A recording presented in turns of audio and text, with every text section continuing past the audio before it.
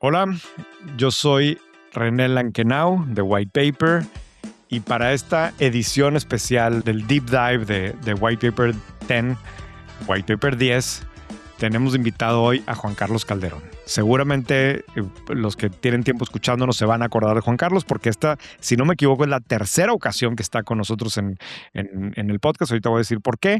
Pero además Juan Carlos, mi amigo, nos ha ayudado ya antes en otros programas que hemos hecho, incluyendo la de arquitectura de negocios que hizo Susana sobre Cemex. Juan Carlos, welcome back.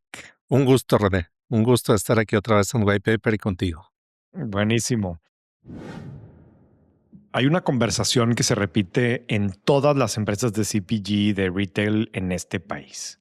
Esto es el stock out que nadie pudo anticipar y luego el forecast de inventario que muchas veces vuelve a fallar. Y esto no es porque falte talento, sino que los datos que se necesitan para anticiparse por lo general se encuentran atrapados en sistemas complejos que alguien tiene que bajar manualmente y reconciliar antes de poder tomar una decisión. Para cuando eso pasa, muchas veces ya es demasiado tarde. El problema es que los datos de tu operación pueden estar desconectados y eso es exactamente lo que Arkham resuelve. Arkham es la plataforma de data e inteligencia artificial diseñada para transformar operaciones. Junta, unifica todos tus datos en una sola fuente y sobre esa base va desplegando modelos de AI y Machine Learning que le van a dar a tu equipo el control que necesita para tomar decisiones en segundos y no en días. Hoy, empresas líderes en CPG y retail ya operan con Arkham como su torre de control para las ventas y operaciones, desde detectar anomalías en punto de venta hasta pronosticar el sell-out por canal o automatizar la asignación de pedidos. Arkham lo que puede hacer es convertir datos desconectados en una ventaja competitiva real. La próxima era del retail y del CPG en México va a estar definida por quienes transformen sus operaciones con AI y hoy Arkham es la plataforma que lo hace posible. Si eres CEO, CTO, director de operaciones o supply chain en una empresa de consumo masivo de retail, la conversación que debes tener esta semana es con Arkham. Visita arkham.tech, que es ARKHAM.TECH, arkham.tech, y agenda tu demo. Con Juan Carlos, las veces que ha estado antes, y esta vez no es la excepción, lo que queremos hacer es hablar de perspectivas económicas para este país, pensando en que estamos a 3 meses, que justo acaban de bajar la tasa, que ya han pasado cosas en lo que va del año, que viene todo el tema de la famosa renegociación o revisión, o no sé cómo le tenemos que llamar, de nuestra relación con Estados Unidos. Y se me hizo que era muy buen momento para que Juan Carlos nos comparta cómo estás viendo tú la cosa. ¿Cómo vamos? ¿Qué sigue? Claro, mira, déjame empiezo con unos 3 puntos. Uno de ellos es, estos años, el año pasado y este, se parecen, pero son diferentes, en que son un punto de inflexión para el mundo. 2025 y 2026 para mí son como 1989 y 1990, que hay un cambio de orden mundial, pero aquel cambio de orden mundial fue más democracia, más capitalismo, más apertura comercial. De ahí, después del 90, viene una etapa muy buena del 91 al 2006, 2007, pero luego el modelo se agota. Viene la crisis financiera global y nos vamos de ahí, podemos poner la línea al 2018, empieza con todo el populismo, empieza a deteriorarse la democracia, eh, cae una pandemia y pues el año pasado y realmente vemos una reversión democrática, una reversión en el tema también de comercio global e incluso de un capitalismo más puro, ahora un capitalismo pues ya muy mixto. Creo que lo que viene para el mundo en los siguientes años en cuestión política va a ser muy complejo y va a ser algo que nos va a durar 10, 15 años de transición y sin embargo va a haber muchas oportunidades. Eso te diría como punto número 1, ¿no? Porque sin eso no se entiende todo lo que estamos viviendo. Como punto número 2, yo lo que te diría es que ahora sí la inteligencia artificial está transformando muchas industrias y está generando ganadores y perdedores, y esto es apenas el inicio, ¿no? Yo creo que la población global se va a dividir en tercios, un tercio porque que por lo que a lo que se dedican no va a tener problemas, más servicios, más humanos, un tercio de la población que va a ser desplazada de sus trabajos y un tercio que vamos a ganar, los que nos vamos a la ola de saber utilizarlo. Esa es otra gran transición que estamos viviendo. Y como punto tercero, la coyuntura de la guerra de Irán dentro de este marco que yo le llamo el año de las cosas inimaginables, ¿no? Mm. Empezamos con Maduro, que no nos lo imaginábamos, seguimos aquí en México con el tema del Mencho, que tampoco nos lo imaginábamos así, y luego, para cerrar el mes de febrero, pues el tema de la guerra con Irán. Parece que nos van a fallar de darnos sorpresa el mes de marzo, pero yo estoy seguro que de aquí a finales de año y en particular antes de las elecciones de Estados Unidos, vamos a ver muchas sorpresas, muchas. Si quieres, con eso empiezo y de aquí partimos. Ya, buenísimo. ¿Tú cómo estás viendo, particularmente si nos agarramos de este último punto, o qué has escuchado de la situación con Estados Unidos, de México y la relación, la negociación? Te cuento que, por ejemplo, la semana pasada, bueno, esto lo estamos grabando un viernes, pero la semana pasada en la convención bancaria, obviamente este era uno de los temas que más se mencionaron en los diferentes paneles y demás. Y por lo general, mi percepción es que el sentimiento era bastante optimista, ¿no? Bastante como se mencionaba varias veces como que empieza bien la cosa, por un lado, ese era un mensaje, que varias veces escuché, y el otro es el que también siempre, nos gusta a los mexicanos decir, pero es que Estados Unidos no puede sin México, ¿no? Y más si lo que Estados Unidos quiere es alejarse de China, pues entonces no le queda de otra más que México y demás, ¿no? ¿Tú qué has escuchado en ese sentido, Carlos? Mira, yo todo lo que he escuchado coincide con lo que tú dices. Toda la parte técnica, desde, al menos desde que fue la convención de Afores en Nueva York, digo, de Afores de Fibras en Nueva York, de la Mefibra, la de Viva, de la Bolsa Institucional de Valores, donde habló Marcelo Ebrard, todos los técnicos dicen que las negociaciones van muy bien y hay razones importantes para esto, ¿no? Si vemos las 20 economías más pobladas del mundo, y vemos el tema de capital humano, bono demográfico, infraestructura industrial, capacidad industrial, tamaño de mercado y fortaleza económica, en Arbo hicimos un índice para ver cómo se veía. Y yo te digo que primer lugar es China, segundo Okey, lugar es Estados Unidos, tercer lugar es India, cuarto, el único europeo es Alemania y quinto es México.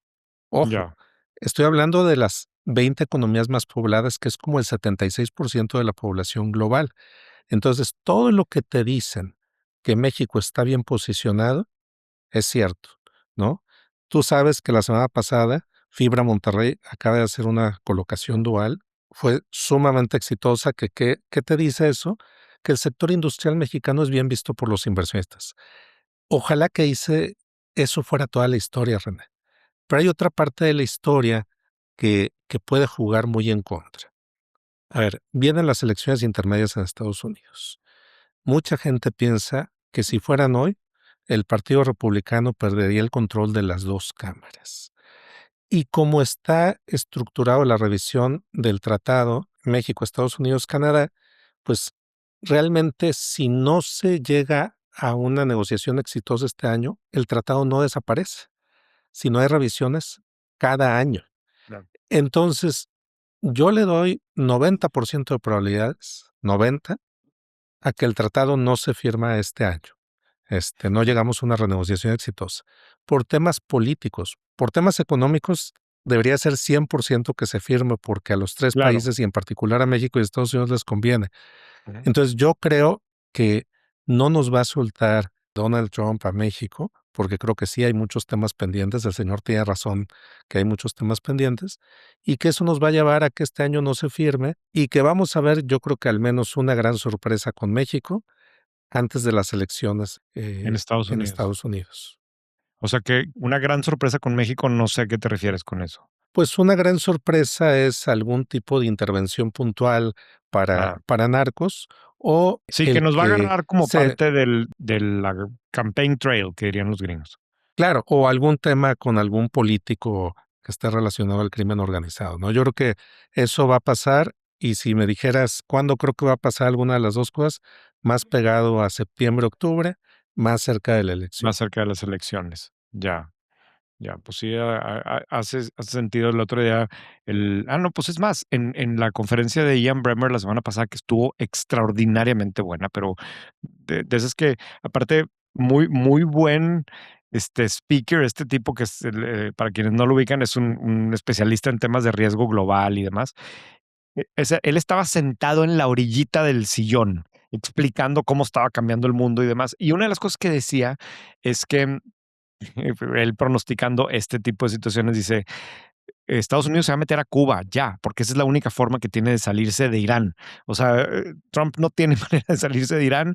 Y digo, perdón que me ría de esto, pero dice, lo que necesita hacer ahora es meterse a Cuba, porque él insistía mucho. Parte del problema de que Trump se haya metido, se haya ido metido a Irán, está relacionado con lo bien que le fue con Maduro. O sea, lo de Maduro le salió tan bien que se emocionó y dijo, órale, el que sigue, pues no, ¿verdad? El que sigue no era igual, y entonces ahora necesita otra versión como de Maduro antes de las elecciones. Entonces, según este señor, eso es lo que vamos a ver. Pero bueno, regresándonos a México, acaba de haber una reducción en las tasas. ¿Cómo ves, Juan Carlos? Mira, ojalá que esté equivocado en lo que te voy a decir, pero yo tengo un sentimiento de déjà vu con lo que pasó en el último ciclo inflacionario. Y como te comentaba, te voy a preparar un artículo del tema para entrar en detalle, pero en pocas palabras, Banco de México está, o sea, baja las tasas, estamos a 25 puntos base, a 0.25% de tener el spread mínimo histórico contra Estados Unidos en un momento donde la inflación subyacente, que incluye la inmensa mayoría de los bienes y servicios, la no subyacente incluye lo energético, incluye lo agropecuario, pero la subyacente ha estado rondando 4,5, 4,40, ya prácticamente por unos 10, 11 meses. La no subyacente estaba bien bajita, hace 6 meses estaba alrededor de 1,2, pero acaba de brincar y eso nos llevó la inflación más arriba. Y fíjate, ligándolo con lo de Irán, que creo que es muy importante, pues más o menos el 20% de la producción global de petróleo pasa por el estrecho de Hormuz, que hoy pues está comprometido. Sí, Y uno podría decir, bueno, es que solo es el precio de los energéticos, pero ¿qué problema veo? Que también viene el precio de los fertilizantes. Y eso va a ser otro golpe con los temas agropecuarios. Y luego, en un mundo donde la logística importa mucho, seguramente los precios de energéticos afectarán a los precios de la logística. Entonces, yo veo un Banco de México que está bajando tasas cuando la inflación está arriba del mandato, que es 3 más menos 1%, donde la inflación subyacente, que representa el 74% aproximadamente de la ponderación, está arriba del 4,4, 4,3. Entonces, naturalmente, si esta inflación no subyacente de energía y productos agropecuarios se nos va al 5, al 5,5, 6, vamos a estar con una inflación del 5. ¿Qué pasó la vez pasada? Banco de México se dio cuenta tarde de que la inflación venía más fuerte y tuvo que subir demasiado. No creo que sea tan fuerte la inflación como la vez pasada, porque la vez pasada veníamos de la pandemia, veníamos de la disrupción de cadena de suministro. Pero ¿qué paralelismo hay?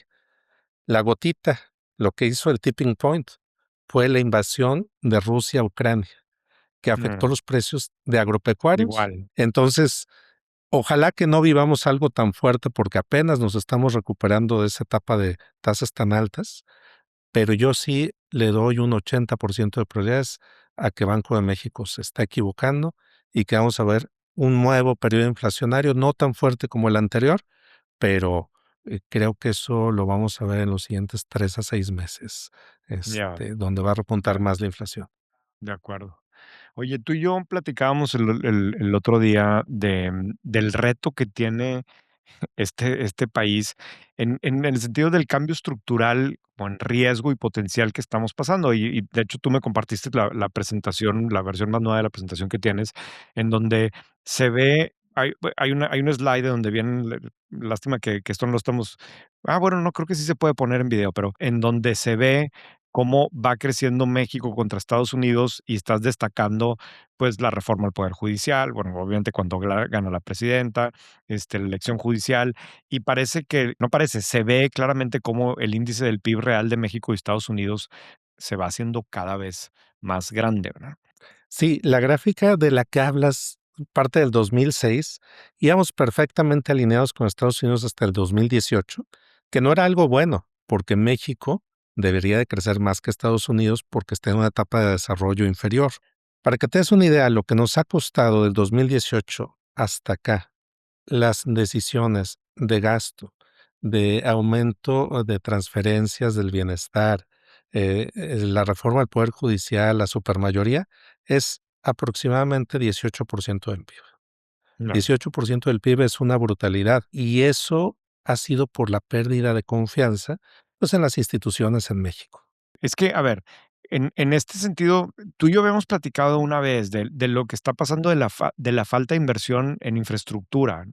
Y la falta de inversiones que realmente ayuden a convertir este país en una cosa, pues, mucho más productiva, con mayor capacidad de crecimiento, porque justamente el gasto público se está comiendo todo. Ahora, no parece que eso vaya a cambiar, ¿verdad?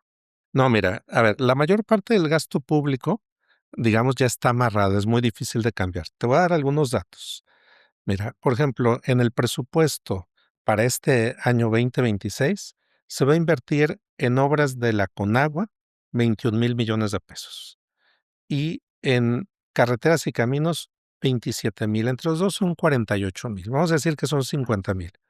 ¿Sabes cuánto se invierte en Sembrando Vida o cuánto se gasta? 41,000 millones de pesos. En las becas, o en las pensiones Mujer Bienestar, 57,000 millones de pesos. Y en las pensiones adultos mayores, 527,000 millones de pesos. Dicho de otra forma, gastamos 10 veces más en las pensiones de adultos mayores que en agua y carreteras y caminos. Y las carreteras y caminos, el agua, lo que se invierte en CFE, salud pública y educación pública, eso es lo que hace crecer a un país realmente. Entonces, Claro. ¿qué estamos haciendo? En vez de invertir para el futuro, nos lo estamos gastando en las pensiones, o el gobierno se lo está gastando en las pensiones, en las becas del presente. Y eso nos está metiendo en un problema donde, si bien hay un soporte al consumo, por otro lado, no vamos a crecer en el futuro, o va a ser mucho más difícil crecer. Lo único que nos puede salvar de esto es la inversión extranjera y que regrese la inversión nacional. Sí, ¿y cómo ves en ese sentido? ¿Tú crees que eso puede cambiar o no? Pues digo, hablabas ahora, por ejemplo, del tema de Fibra Monterrey, ¿no? Y digo, nosotros en White Paper, que constantemente estamos destacando las inversiones, nos pasa una cosa rara, que es que nosotros vemos a nivel micro, si tú quieres, inversiones y crecimiento y plantas nuevas y demás, pues prácticamente todos los días, pero pareciera que eso realmente no mueve la aguja en los indicadores grandes de este país. ¿Tú cómo lo sientes, no? Porque pues, claramente hay cosas que sí están pasando de manera positiva, ¿no? Claro, y ahí tenemos muchos factores. Uno es la inversión sí está llegando a ciertos sectores, como ese que comentábamos. Mm, La inversión extranjera sí el año pasado fue año récord, pero la mayor parte fue reinversión de utilidades y ujú, cuentas intercompañía, lo que quiere decir que el que está en México está feliz claro. reinvirtiendo, pero el que no está todavía no está llegando tanto. Yo creo que eso se resuelve con el tratado, pero yo creo que hay dos problemas bien importantes. Uno es el sector público. Fíjate. Si vemos la inversión física como proporción de los requerimientos financieros del sector público, intereses y deuda, para que un país le vaya bien debe estar arriba de uno. Invertir más de lo que nos endeudamos y gastamos en intereses. Ujú. Del 2011 al 2018 estuvimos arriba de, ¿no? Desde 1,03 hasta 1,33. Perdón, te voy a Dos, interrumpir aquí porque me parece súper importante. Es que esto tú me lo explicaste a mí hace tiempo. O sea, tiene que estar arriba de uno. La relación es Ujú, lo que estamos invirtiendo en ujú, cosas nuevas versus lo que está costando la deuda, ¿no? ujú. Los requerimientos Los financieros, requerimientos, ¿verdad? okey, perfecto. Ujú, Mira, 2019, esta razón se hace 0.99, 2020, 0.71 y a partir del 2022 va a la baja desde 0.73 y el año pasado 0.45. Entonces invertimos menos de la mitad de los requerimientos financieros. Así no se puede crecer. Entonces, esto es bien importante porque se está gastando mucho dinero en transferencias, en los trenes, en la refinería, y aún eso, algunas de esas cosas cuentan para la inversión, pero entonces, factor uno, la inversión pública está mal enfocada. Y factor dos, mucho de la inversión nacional, ¿qué pasó? Que por miedo precisamente a estos gobiernos, a los últimos dos gobiernos, mucha gente mandó su dinero mejor a Estados Unidos, mantuvieron sus operaciones aquí y ese dinero no se invirtió al mismo ritmo que antes. ujú, Los que hicieron esto por seguridad han perdido mucho dinero por la apreciación del peso y el diferencial de tasas. No ha perdido más de la mitad, pero también el país perdió ese impulso. Entonces, esos son los dos factores que nos tienen con menor crecimiento, que hay mucho menos inversión. Aunque la ya. mesa está puesta en demografía, en capacidad industrial, tenemos gente que sí quiere trabajar, tenemos talento, tenemos todo para crecer. Este país debería crecer 3,5 a 4% al año, Pues, de hecho, pero nos o estamos sea, autosaboteando. claro, yo te he visto a ti, no me acuerdo si en esta última versión viene, pero en otras presentaciones te he escuchado, pues, hay partes de este país que sí crecen ese ritmo. El problema es que el país completo no, ¿verdad? De hecho, en la convención bancaria, un dato que sacaron que otra vez, como que voy a decir, se oye feo que diga que es muy obvio, pero que lo hemos oído tantas veces. Había una parte donde estaban hablando de pagos digitales y dicen, pues México como país sigue siendo un país en donde el porcentaje de transacciones que se hace con efectivo, pues es mucho mayor a las transacciones que se hacen por medio de medios digitales. Y, pero luego puntualizó, no me acuerdo, creo que era una persona de Banjico, que él mismo dijo, no, bueno, en la Ciudad de México hay más transacciones con pagos digitales, pero en todo el sur es como, no sé, menos de no sé qué porcentaje. O sea, realmente una diferencia muy radical. Él estaba hablando específicamente en el tema de pagos digitales, pero creo que la misma lógica aplica para una para lo relacionado con el crecimiento económico al que crecen diferentes zonas del país a diferentes ritmos, ¿verdad? Claro, y mira, parte de este fenómeno que en el sur haya menos pagos digitales es que cuando eres informal muchas veces no estás bancarizado. Claro, ¿Verdad? Entonces, para que te des una idea, estados como Chiapas, Guerrero, Oaxaca tienen tasas de informalidad de más del 70%. Es decir, más de 7 de cada 10 trabajadores no tienen seguro social, no se están pagando los impuestos adecuados, no tienen Afore y pues si te pagan en efectivo, muchas veces no vas a abrir una cuenta bancaria para depositar ese efectivo. claro, En claro. cambio, en estados como Nuevo León, Chihuahua y Coahuila, la informalidad es de menos del 35%. Como Ujú. sea, podría mejorar, porque en los países desarrollados es como el 17%. Pero esto, para que te des una idea, por ejemplo, Nuevo León, que debe de tener una informalidad por ahí del 35%, el porcentaje de pobreza es menos del 10%. En cambio, un Chiapas que tiene informalidad laboral por ahí del 78%, el porcentaje de pobreza es como del 66% de la población. Sí. No, no, y me acuerdo muy bien que luego hay una serie de otros indicadores ligados a esto súper dramáticos y el que más me acuerdo era el de los créditos del Infonavit, ¿verdad? Porque al final del día también eso implica que pueda tener acceso una persona a un crédito para comprarse una casa y hay unas diferencias radicales con lo que pasa en este país que está, pues, directamente relacionado con la informalidad, ¿verdad? Exacto. Eso, y te voy a decir el otro factor que para mí es muy importante. A ver, desde el Tratado de Libre Comercio original, se desarrolló una clase empresarial en muchos estados del país, ¿no? Los más destacados son Coahuila, Nuevo León, Querétaro, Chihuahua, Sonora, San Luis Potosí, Aguascalientes, Guanajuato. Entonces, ahí normalmente la informalidad es menor, la inversión es mayor, la educación es mayor. A esa parte de México es a la que va, le va a convenir mucho la renegociación del tratado y es a donde van a venir las inversiones.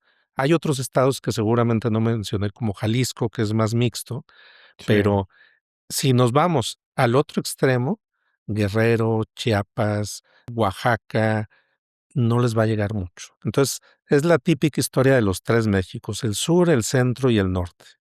claro. Oye, regresando al tema de perspectivas para el resto del año, tipo de cambio, ¿qué podemos esperar? Mira, tú sabes y tengo que aceptarlo que el tipo de cambio yo siempre digo que debería estar más alto, pero el mercado me prueba que aunque debería, no lo va a hacer. Digo, yo sí decía que ya estaba demasiado fuerte el peso. Entonces te voy a decir el pronóstico que trae la encuesta de Banco de México y luego te voy a decir dónde debería de estar. Ujú. La encuesta de Banco de México trae 18.1 para final de año. Si te fijas, Okey. prácticamente estamos ahí el día de hoy. Pues Hace sí, ratito antes de platicar ayer se contigo, acercó mucho, claro. no, a ver, ahorita antes de empezar estábamos a 18.17, Ah, no, ¿sabes? no, no, no vi, sí, okey, El tipo de cambio para mí debería de estar en 20.50, ¿no? okey, Porque las condiciones no están para un tipo de cambio tan fuerte, las condiciones internas. Las condiciones externas, sí. Si tú ves en una guerra comercial, hay aranceles, pero también hay manipulación del tipo de cambio. Si tú te fijas en las divisas, la que menos se ha apreciado contra el dólar es el yen. De hecho, si tú ves de diciembre del 2024 a hace unos días, el yen se había depreciado 1.7%, el peso 14% de apreciación. Eso es como otro arancel. Y hay formas de mover las monedas con instrumentos derivados, principalmente. Entonces, yo creo que es una combinación de que sí entró inversión, pero también es una combinación de que hay posiciones largas del peso en Chicago y seguramente en los mercados OTC que están llevando al peso ahí. Ahorita que aumentó el riesgo, pues se deshicieron algunas de esas posiciones especulativas. ya. Oye, Juan Carlos, tú que por tu trabajo te ha tocado y llevas muchos años haciendo giras por todo el país, haciendo este tipo de presentaciones ante grupos de empresarios, pues que al final muchos terminan siendo empresarios medianos, en muchos de los estados que has mencionado ahora. ¿Cómo te ha ido en los últimos meses? O sea, empezando finales del año pasado, principios de este año, ¿qué escuchas de estos grupos cuando les presentas estos resultados? Por ejemplo, pues hablas hoy el tema de confianza está en niveles muy bajos, pero ¿tú qué ves a la hora de platicar con obviamente quien asiste a una presentación de este tipo, yo creo que ya hay un proceso como de autoselección, ¿verdad? Porque es alguien que está buscando aprender más o que se quiere enterar, entonces ya te habla un poco del perfil de la persona que es, ¿no? Pero ¿qué impresión te llevas de interactuar con los empresarios de este país? Mira, y nada más para aclarar, los empresarios con los que yo trato son de Querétaro para arriba en el país y Yucatán, básicamente, ¿no? Okey, Bueno, y Ciudad de México también. Entonces, ¿qué impresión me llevó? Sumamente resilientes, sumamente bien hechos, sumamente trabajadores. Yo tengo una gran fe en este país, no solo por los factores que te decía hace rato, sino por su empresariado. El empresariado mexicano no son, como muchas veces nos lo pintan, los de las 5 empresas más grandes de este país. A ver, el empresario normal te puede vender desde 50 millones de pesos hasta 5,000 millones de pesos. sí, Invierte el patrimonio de su familia. Entonces, a ver, los veo muy echados para adelante, pero los veo preocupados en qué temas. Tipo de cambio, por ejemplo, la mayor parte del agro de exportación estaba perdiendo dinero hace 2 meses cuando estábamos a 17.40, ¿no? 17.20. Ahorita está llegando a punto de equilibrio. También la industria manufacturera de exportación, sus márgenes muy chiquitos. Entonces, esa es una preocupación. La incertidumbre jurídica y fiscal también les pega mucho y la inseguridad. Y a pesar de todo esto, siguen invirtiendo, siguen claro. trabajando Es que y es cada vez lo son que más profesionales. claro, yo lo que te iba a decir es que el punto 2 y 3, o sea, el 1, pues sí, va y viene, ¿no? El tema de tipo de cambio en este país, pues a veces hay etapas buenas y etapas malas. El 2 y el 3, obviamente el 2 que tiene que ver con certeza jurídica, pues podríamos decir se terminó de destruir con la reforma judicial, pero yo no creo que los empresarios en este país en algún momento hayan dicho: qué fregón está nuestro poder judicial, o ahora sí, o sea, no creo que antes de la reforma, mi impresión es que antes de la reforma judicial no es como que nadie estaba feliz con el sistema jurídico y con, o sea, el tema de incertidumbre jurídica es algo que yo he escuchado toda mi vida, ¿verdad? Claro, se agrava con esto, pero como que siempre ha estado ahí, ¿no? Y de alguna forma también el tema de incertidumbre fiscal, quizás habrá momentos que estamos más alerta de esto, pero mi impresión es que ese tema, pues, siempre ha existido, primero, y segundo, lo mismo con el tema de seguridad. Yo no me imagino un momento en donde alguien diga: "No, está, muy tranquila aquí la cosa", al revés, lo normal es que estemos diciendo: "No, hombre, qué feo está la cosa en este estado, qué problemático está aquí", ¿no? Sí, mira, del tema de inseguridad llevamos unos 17 años así. Antes Al uno podía menos. viajar por este país tranquilamente, ¿verdad? Ujú.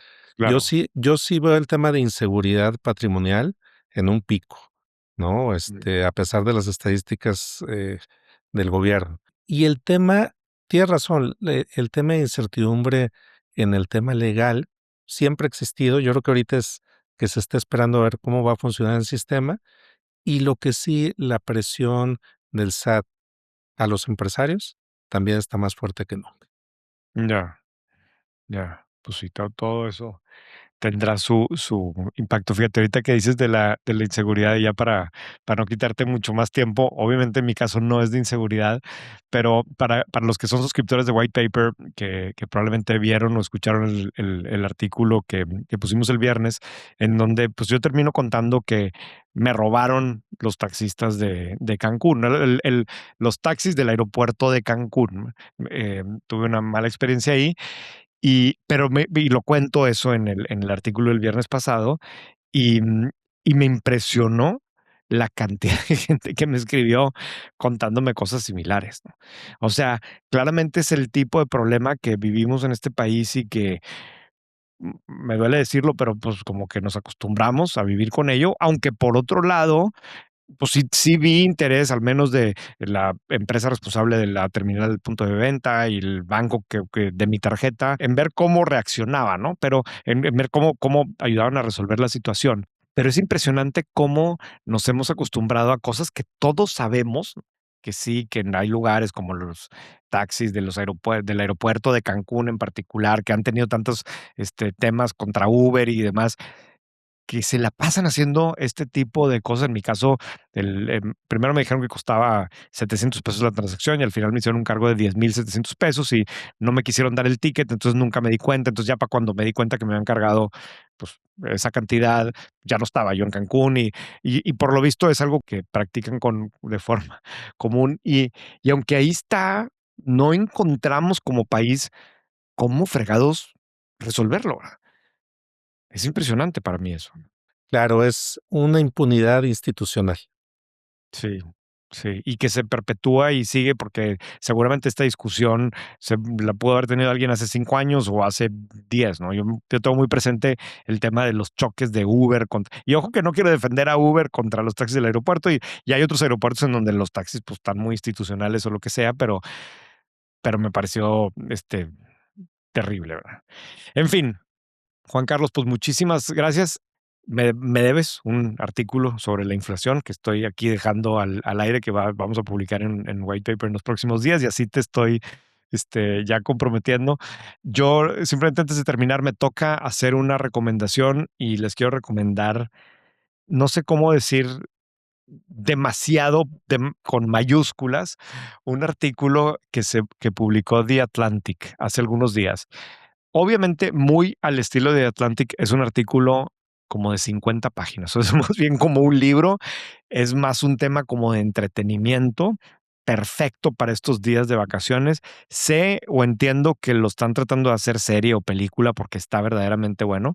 No se los puedo contar con mucho detalle porque se los echo a perder, pero básicamente es un periodista en Estados Unidos, que está contando que lo buscaron para validar una historia que está contando una persona en México, que fue que esta persona dice que lo secuestró un cártel en la Ciudad de México y que como él había sido alguien que había participado en las Olimpiadas, el cártel lo usó para entrenar un equipo, porque según lo que este persona alega es que los cárteles en México tienen unas Olimpiadas y que hay un momento en donde cada cártel lleva un equipo a jugar tochito, jugar fútbol americano de manera informal y que todos se respetan y que, eso sí, el equipo que pierde lo matan. Y entonces toda esa historia le cae esa historia, todo esto que estoy diciendo es real, ¿eh? Entonces esa historia le llega a un productor en Hollywood, el productor en Hollywood se emociona, dice, no puede ser esta historia, pero está como absurdamente irreal. Entonces, antes de ponerse a trabajar en la película, buscan al The Atlantic porque le dicen, oye, a ver, necesitamos que un periodista nos ayude a investigar esto, pues para ver si es verdad y si podemos hacer una película que diga basado en hechos reales o es todo una mentira. Entonces, el artículo va contando cómo el periodista pues viene a México y entrevista a una persona y a otra le parece que no hay manera en que esto sea real, pero luego y aparte es el tipo de cosa que no hay manera de validar oficialmente, pero quiere ver qué tan creíble es el testigo y luego consigue otro y está increíblemente bueno el artículo, me lo recomendó Jimena, mi hija, y de eso es que no podía parar de leer. Claramente está ideal para una serie, una película. Si no lo leen, seguramente lo van a acabar viendo en una plataforma de streaming, pero muy recomendable The Cartel Olympics de The Atlantic. Muchas gracias, Juan Carlos. Juan Carlos es el fundador de Arbo Capital y bueno, pues es la persona a quien yo busco cuando tengo dudas de temas de macroeconomía o de perspectivas para este país. Espero que les haya servido. Cualquier comentario, duda, Juan Carlos, ¿a dónde te pueden escribir? A juancarlos.calderón@arbo con v, arvo.capital. Buenísimo. Mil gracias. Yo soy René Lankenau y perdón, un aviso. Nos vamos a brincar una semana. Carla ya está de vacaciones y yo también voy a estar. Probablemente les vamos a compartir alguno de los podcasts que tenemos en el canal que es solamente para suscriptores, pero estaremos de vuelta en unos días. Gracias. Hay una conversación que se repite en todas las empresas de CPG, de retail en este país. Esto es el stock out que nadie pudo anticipar y luego el forecast de inventario que muchas veces vuelve a fallar. Y esto no es porque falte talento, sino que los datos que se necesitan para anticiparse por lo general se encuentran atrapados en sistemas complejos que alguien tiene que bajar manualmente y reconciliar antes de poder tomar una decisión. Para cuando eso pasa, muchas veces ya es demasiado tarde. El problema es que los datos de tu operación pueden estar desconectados y eso es exactamente lo que Arkham resuelve. Arkham es la plataforma de data e inteligencia artificial diseñada para transformar operaciones. Junta, unifica todos tus datos en una sola fuente y sobre esa base va desplegando modelos de AI y Machine Learning que le van a dar a tu equipo el control que necesita para tomar decisiones en segundos y no en días.